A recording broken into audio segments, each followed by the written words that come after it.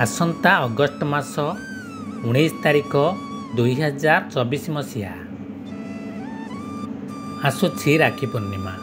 यही राखी पूर्णिमा आम संसार रे भाई भौणी एक पवित्र दिन। एथर राखी पूर्णिमार शुभ मुहूर्त रही केतेटारू केतेटा राखी बांधिले आम पाई शुभ। आसंतु जानिबा। भद्राकाल समय किछि शुभ कार्य करा जाय न थाए।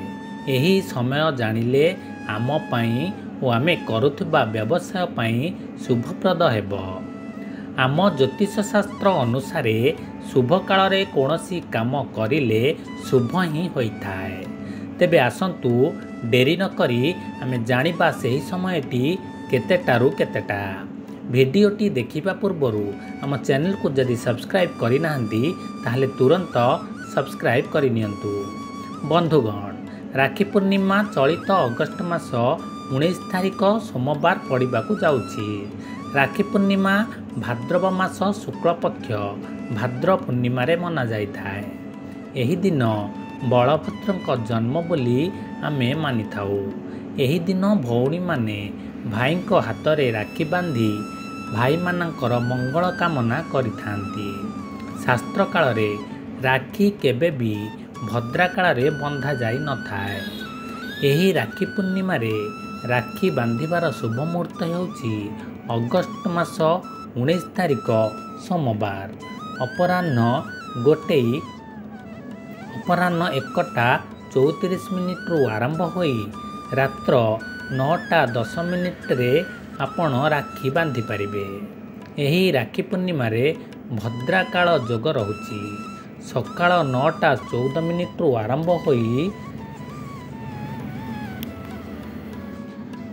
सकाळ 9:14 रु आरंभ होई अपराह्न 1:33 रे शेष हेबाकू जाउछि। तेणु करी आपण माने आपणक भाई हाथ रे 1:33 परे आपण राखी बांधि पारिबे।